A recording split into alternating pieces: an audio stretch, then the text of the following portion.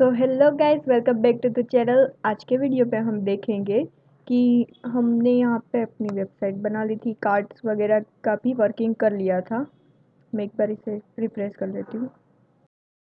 यहाँ पे हमने 3 बटन लिखे थे, log out, sign up and login. और हमें क्या करना था कि अगर कोई यूज़र लॉगिन है तो उसे लॉग आउट का बटन शो होना चाहिए, और अगर कोई यूज़र लॉगिन नहीं है तो उसे साइन अप और लॉगिन का बटन शो होना चाहिए। तो ये इसमें हो रहा है परफेक्टली, ठीक है। तो इसको मैंने किस तरह से किया, ये बहुत आसान है, मैं आपको बता दी। हमने जब base.html फाइल में ये बटन लगाए थे, लॉग आउट, साइन अप और लॉगिन, तब हमें एक कंडीशन यूज़ करनी है इफ एल्स की। जैसे कि if request dot session dot customer, मतलब कि अगर कस्टमर है, वो ऑलरेडी कस्टमर है, उसे लॉगिन कर लिया है पहले से, तो उसे लॉग आउट का बटन शो कर दो। और अगर कस्टमर नहीं है तो उसे साइन अप और लॉगिन का बटन शो करना। मतलब कि अगर कोई कस्टमर नहीं है, अगर वो कस्टमर है बट उसने लॉगिन नहीं किया हुआ है, तो उसे वो लॉगिन कर सकता है, और वो जो नहीं है तो वो साइन अप भी कर सकता है।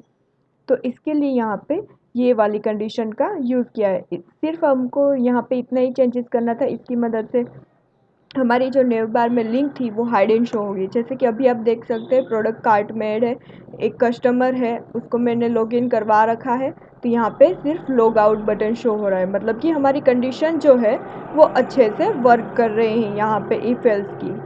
अगर है तो लॉग आउट दिखाओ, अगर नहीं है तो ये वाला दिखाओ। अभी मैं क्या करती हूँ, एक बार आपको सारी कुकीज़ क्लियर करके दिखाती हूँ।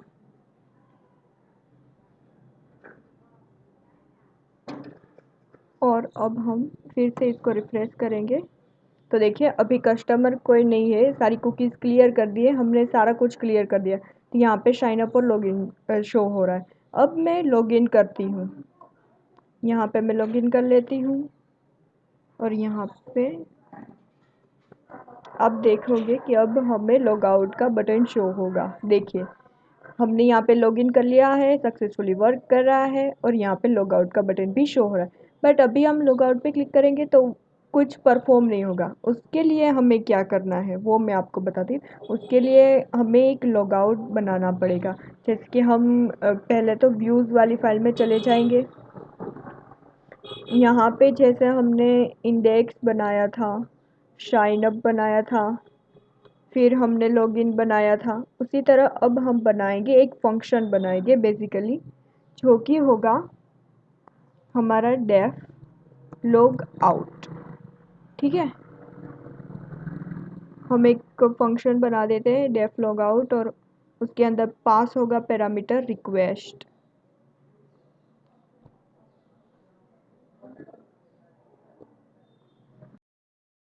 यहाँ पे हमने फंक्शन क्रिएट कर लिया, डेफ लॉग आउट, पास कर दिया पैरामीटर रिक्वेस्ट। और फिर हमें क्या करना है, जब कोई कस्टमर लॉग आउट पे क्लिक करता है तो हमें उसका पूरा सेशन जो है वो क्लियर कर देना है, और उसको रिडायरेक्ट कर देना है लॉगिन पेज पे। आपको पता है मैंने रिडायरेक्ट किस लिए यूज़ किया है और वो किस तरह से यूज़ होता है, मैंने पहले भी आपको बताया हुआ है। तो इस तरह से हम लॉग आउट को वर्क करवाएंगे। और अब हमें लिंक करना है लॉग आउट। तो यहाँ पे जब हम लिंक करेंगे लॉग आउट पे तो लॉगिन पेज शो होगा, तो इसलिए यहाँ पे हम लिंक करेंगे लॉगिन को। ठीक है, अब हम सेव कर लेते हैं। अब अपनी साइट में आ जाते हैं और देखते हैं एकदम सक्सेसफुली वर्क हो रहा है कि नहीं। इसको एक बार मैं रिफ़्रेश कर लेती हूँ। प्रोडक्ट हम अभी कुछ कार्ट में ऐड कर लेते हैं। मैंने यहाँ पे ये वाला प्रोडक्ट ऐड कर लिया, और मैं अब ये वाली वॉच ऐड कर लेती हूँ। ठीक है, अब हम क्लिक करेंगे लॉग आउट पे और देखें क्या वर्क होता है। ओके, हम पहले दूसरी लिंक पे है। अब हम क्लिक करेंगे लॉग आउट पे।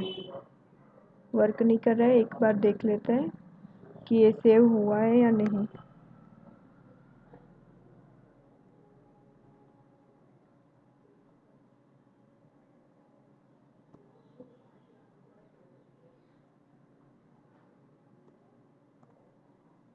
अब हम क्लिक करते हैं लॉग आउट पे।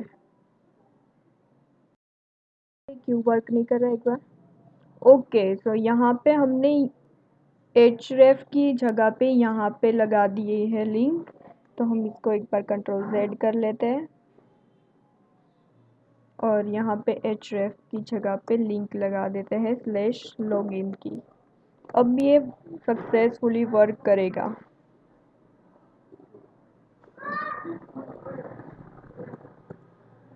अब हम क्लिक करते हैं लॉग आउट पे। देखिए सक्सेसफुली वर्क कर गया है, हमें लॉगिन पेज शो हो रहा है और हमारा जो सेशन है वो क्लियर हो चुका होगा। अब हम एनविफिशिएंट पे आ जाते हैं और यहाँ पे अभी भी लॉगिन है यूज़र।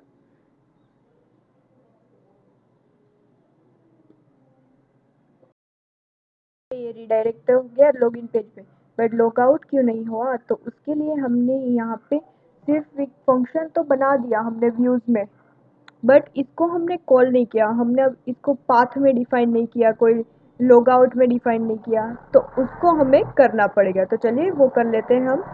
हम आ जाते हैं अपने URLs वाली फाइल में। यहाँ पे हम इसको कॉपी कर लेते हैं और यहाँ पे लॉगिन की जगह पे हम लिखेंगे लॉग आउट।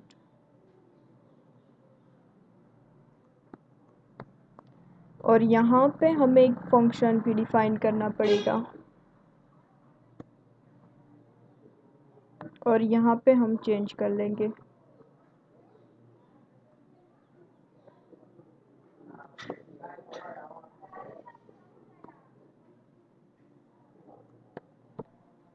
यहाँ पे पहले हम चेंज कर लेते हैं।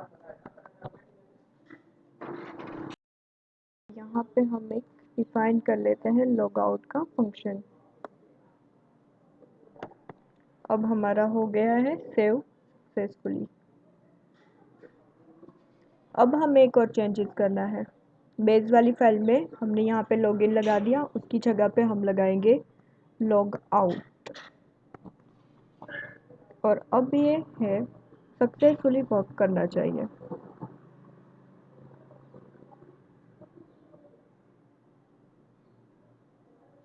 हम एक बार रिफ्रेश कर लेते हैं अपनी साइट को। अब हम क्लिक करेंगे लॉग आउट पे।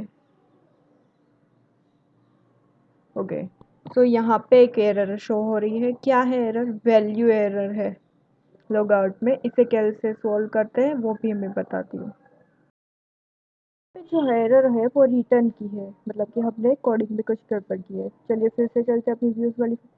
यहाँ पे हमने सिर्फ रिडायरेक्ट कर दिया जल्दी जल्दी में, रिटर्न लिखना भूल गए, इसलिए ये शो हो रहा था। अब नहीं होगा।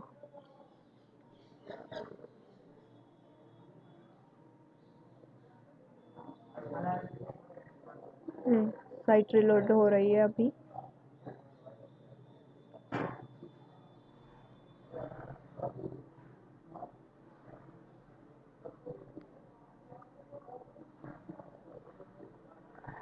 ओके, सो सक्सेसफुली लॉग आउट हो गया है हमारा वर्क और यहाँ पे लॉगिन पेज आ गया। अब फिर से हम अपनी मेन पेज में आ जाते हैं